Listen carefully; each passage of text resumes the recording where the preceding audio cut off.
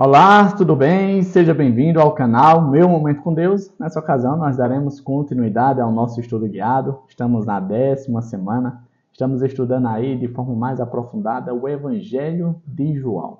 E tem sido uma experiência maravilhosa. Inclusive, se você está chegando aqui pela primeira vez, já considera deixar a tua inscrição, porque todos os dias nós demandamos tempo para o estudo na palavra. E durante esse último trimestre do ano, nós estamos estudando o Evangelho de João. Tem sido maravilhoso, já aprendemos bastante coisas.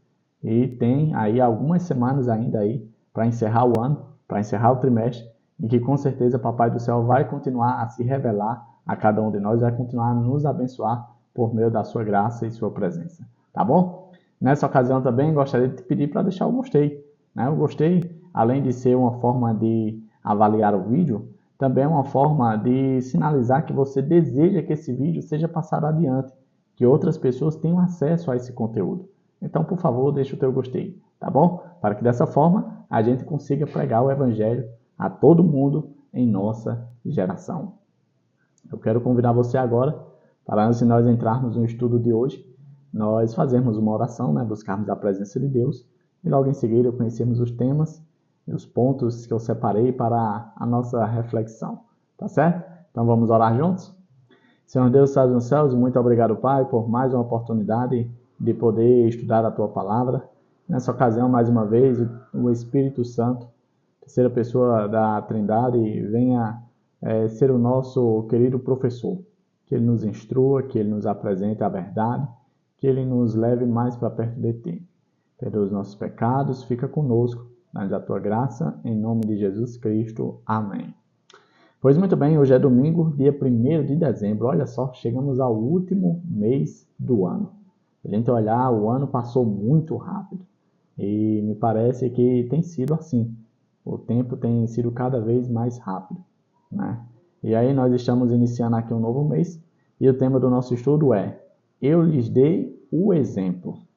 Vamos entender qual foi o exemplo que Jesus deixou para cada um de nós?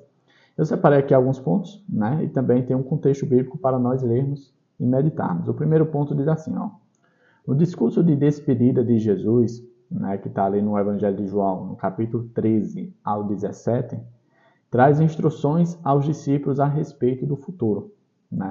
E um detalhe interessante que foi apresentado aqui no estudo da lição é que o padrão literário ele segue de forma semelhante a alguns vamos dizer assim, histórias de despedidas.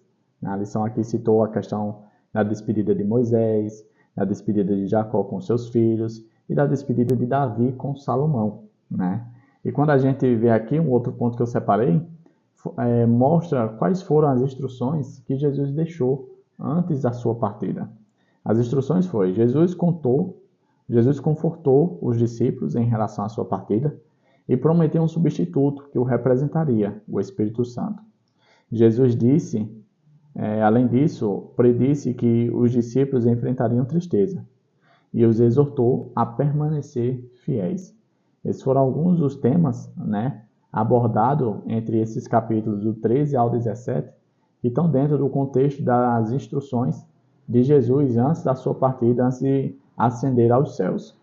O contexto bíblico apresentado aqui para nós vamos começar a ler a partir do capítulo 13. Nós vamos ler aqui do versículo 1 ao 20. E diz assim, o versículo 1. Um pouco antes da festa da Páscoa, sabendo Jesus que havia chegado o tempo em que deixaria este mundo e iria para o Pai, tendo amado os seus que estavam no mundo, amou-os até o fim. Estava sendo servido o jantar. E o diabo já havia induzido Judas Iscariotes, filho de Simão, a trair Jesus. Jesus sabia que o Pai havia colocado todas as coisas debaixo do seu poder, e que viera de Deus, e estava voltando para Deus. Assim, levantou-se da mesa, tirou sua capa e colocou uma toalha em volta da cintura. Depois disso, derramou água numa bacia e começou a lavar os pés de seus discípulos, enxugando-os com a toalha que estava em sua cintura. Chegou-se a Simão Pedro, que lhe disse: Senhor, vais lavar os meus pés? Respondeu Jesus: Você não compreende agora o que estou lhe fazendo. Mais tarde, porém, entenderá. Disse Pedro: Não, nunca lavará os meus pés. Jesus respondeu: Se eu não os lavar, você não terá parte comigo. Respondeu Simão Pedro: Então, Senhor, não apenas os meus pés, mas também as minhas mãos e a minha cabeça. Jesus respondeu: Quem já se banhou precisa apenas lavar os pés. Todo o seu corpo está limpo. Vocês estão limpos, mas nem todos. Pois ele sabia quem iria traí-lo, e por isso disse que nem todos estavam limpos. Quando terminou de lavar-lhes os pés, Jesus tornou a vestir sua capa e voltou ao seu lugar. Então lhes perguntou: Vocês entendem o que lhes fiz? Vocês me chamam mestre e senhor, e com razão, pois eu o sou. Pois bem, se eu, sendo senhor e mestre de vocês, lavei-lhe os pés, vocês também devem lavar os pés uns dos outros. Eu lhes dei o exemplo, para que vocês façam como lhes fiz. Digo-lhes verdadeiramente que nenhum escravo é maior do que seu senhor, como também nenhum mensageiro é maior do que aquele que o enviou. Agora que vocês sabem que estas coisas, felizes serão se as praticarem. Não estou me referindo a todos vocês, conheço os que escolhi, mas isso acontece para que se cumpra as Escrituras. Aquele que partilhava do meu pão voltou-se contra mim. Estou lhes dizendo antes que aconteça, a fim de que, quando acontecer, vocês creiam que eu sou. Eu lhes garanto, quem receber aquele que eu enviar, estará me recebendo. E quem me recebe, recebe aquele que me enviou. Que texto interessante, né?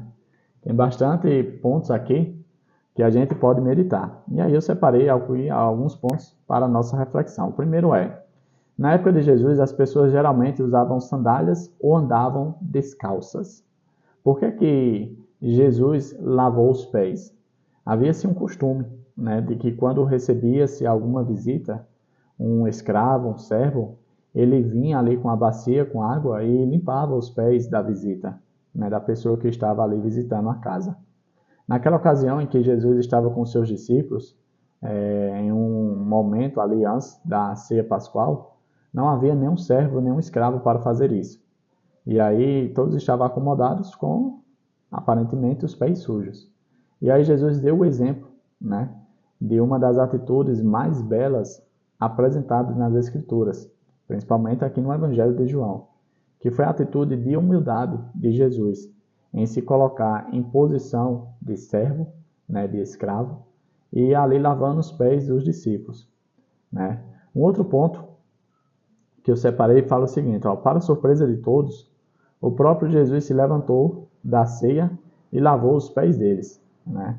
Interessante essa atitude de Jesus. É aquela história, né?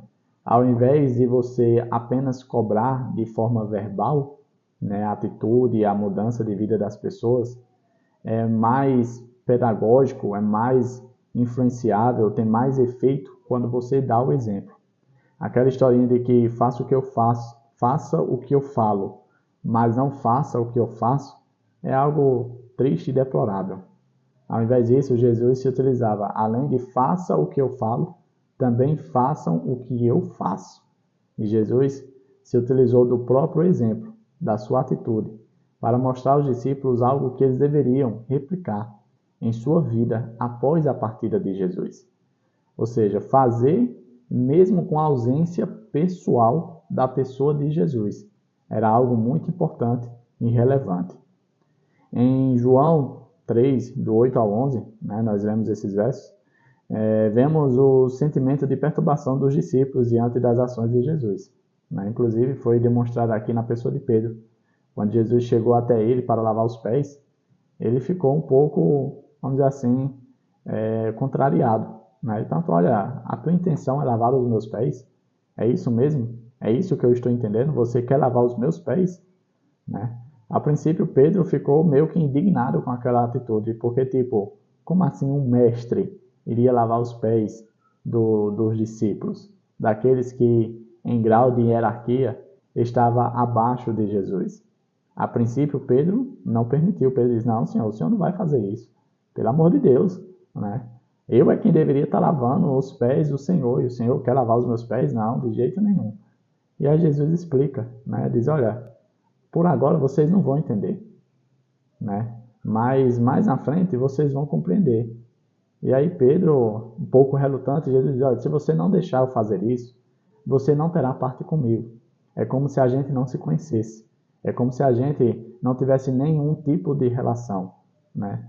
E aí Pedro pega e fala, não, então, se é isso que significa, então não lava só os pés, lava as minhas mãos, lava a minha cabeça, me lava por completo, né? E aí Jesus diz, olha, não há necessidade disso, né? Vocês já tomaram banho, vocês estão limpos, né? Nessa ocasião, é preciso apenas lavar os pés para servir de exemplo para as próximas cerimônias futuras, né? E Jesus dá uma declaração bastante interessante, né? Que ele fala que todos estavam limpos, com exceção de uma pessoa, e essa pessoa estava se referindo a Judas Iscariotes. Ou seja, existe um simbolismo por meio desse ritual de purificação, né? O fato de Jesus estarem dizendo que eles estavam limpos significava com relação ao coração, né? A questão que não era visível, né? Eles estavam limpos porque eles estavam em paz com Deus. Mas havia uma pessoa que estava disposta, né, e que tinha cedido à tentação de Satanás para trair Jesus.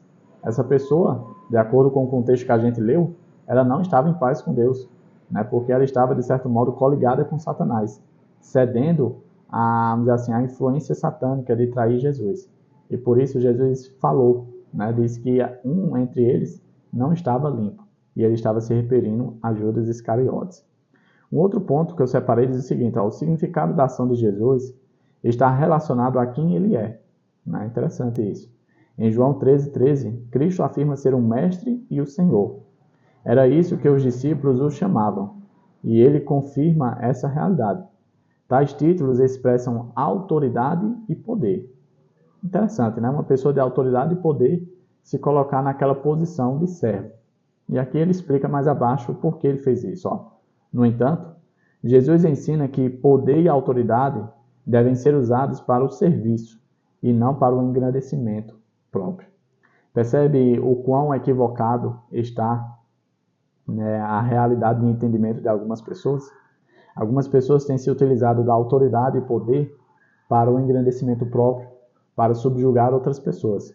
Quando na realidade o entendimento bíblico, o entendimento de Jesus com relação a essa posição de autoridade e poder, de acordo com Jesus, tais títulos, tais posições devem ser empregados para o serviço, né, para fazer o bem às outras pessoas, e não para se achar perante os outros. Seguindo o exemplo de Jesus, realizamos o lava-pés como serviço preparatório para a ceia do Senhor. E por seu significado, esse serviço também é chamado de ordenança da humildade. A ceia do Senhor, de acordo com o ritual, né, ela não pode ser tomada se antes nós não tivermos ali a cerimônia do lava-pés.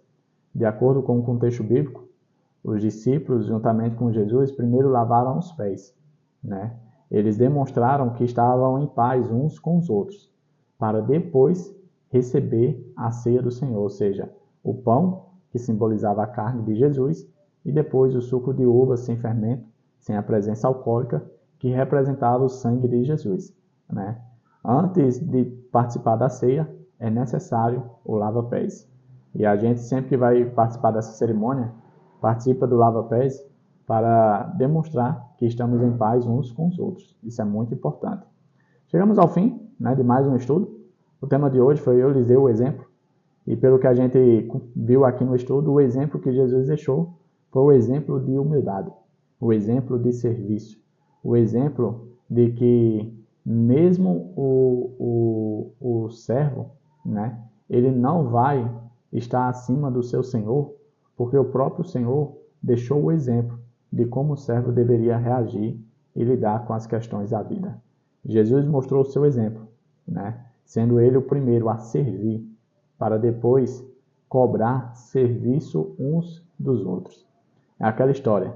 Jesus nunca vai pedir algo de mim e de você sem antes que ele primeiro não tenha vivido a realidade daquilo que ele está pedindo. Então, se ele pede para mim e para você servir na obra dele, é porque antes disso, primeiro, ele serviu na própria obra. Tá certo? Chegamos ao fim, foi maravilhoso, né? O estudo de hoje. Que o Papai do Céu continue a nos conduzir para momentos como esse, que ele derrame bênçãos sem medidas e que, claro, ele continue a trabalhar em nossos corações, para cada dia nós termos um caráter semelhante ao de Jesus, um caráter refinado em humildade. Papai do Céu te traga aqui amanhã novamente para o estudo, tá? Até a próxima e tchau, tchau.